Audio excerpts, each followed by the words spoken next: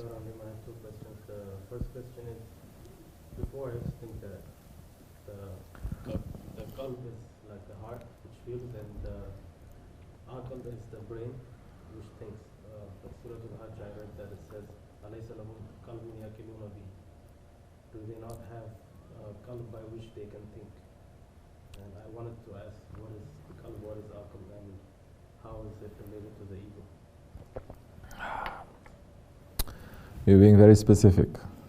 There are so many books written about this, very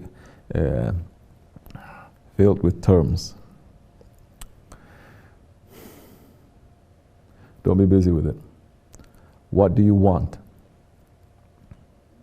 Leave all of that. What is qalb?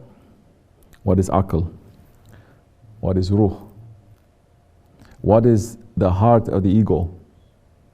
Leave all of that. Why? What are we aiming for? What are we aiming for?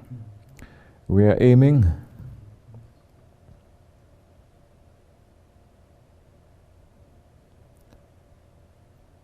the destiny that is given to us to return to Allah here. So Allah will become our eyes that we see, our hands, our tongue, our feet. This is not literal, of course. The Shaykh Efendi is saying, they always cut the end of that hadith, that Allah subhanahu wa ta'ala will dress us with Rabbaniyat. And da. That is what we have to look for. How are you going to achieve that? To see with the eyes of your Lord. Where are you going to start? Don't think I'm going to, the hadith is saying, I have to do a lot of farz, and then I do a lot of sunnat, and then I'm going to become beloved one, and then I'm going to come nearer one. The protocol, Allah always sends a messenger.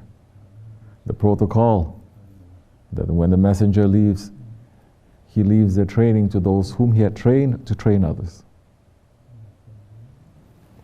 So how are you going to have now the aql, or the qalb, or the eyes, or the hands, or the speech? Whose? Allah's. How? Through the Prophet ﷺ. No other way. How are you going to reach to your Prophet ﷺ? Your guide. So now, once you start submitting, understanding, this is the way I think, this is the way I feel, Shaykh Efendi does it in this way. Understanding, not just copying, this is not copying, this is understanding. Then slowly your eyes will start changing too.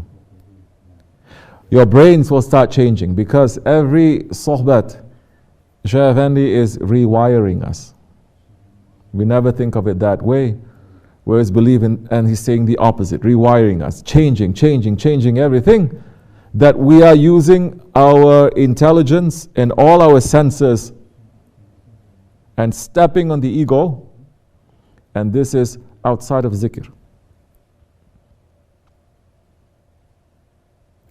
But the sohbat is another form of zikr. The zikr, people may enter into illusion and delusion world. But the sohbat, it must wake you up. The sohbat wakes you up. The sohbat must challenge you. If you are awake. If you are sleeping, sohbat can come, but it's not going to help.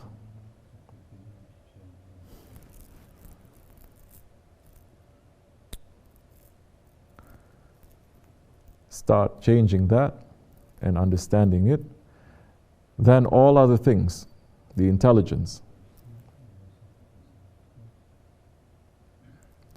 not only how you think, but why you think. Your feelings, that no one ever mistrusts their feelings, really. Then when you start aligning it to your guide, and this is big work, this is like No one can do that work except for you if you want to do that work.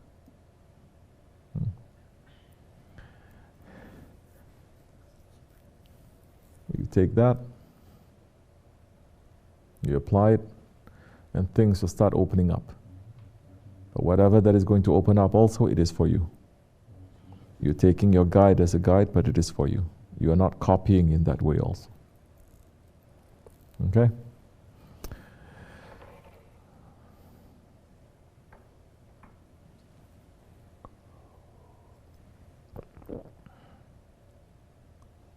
Everything has an aql. Everything has a heart. In the Nakshibendi way, we look, first we check our intentions. We check our actions. Those two are connected to the aql and to the qalb.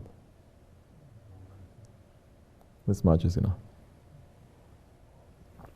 Fatiha.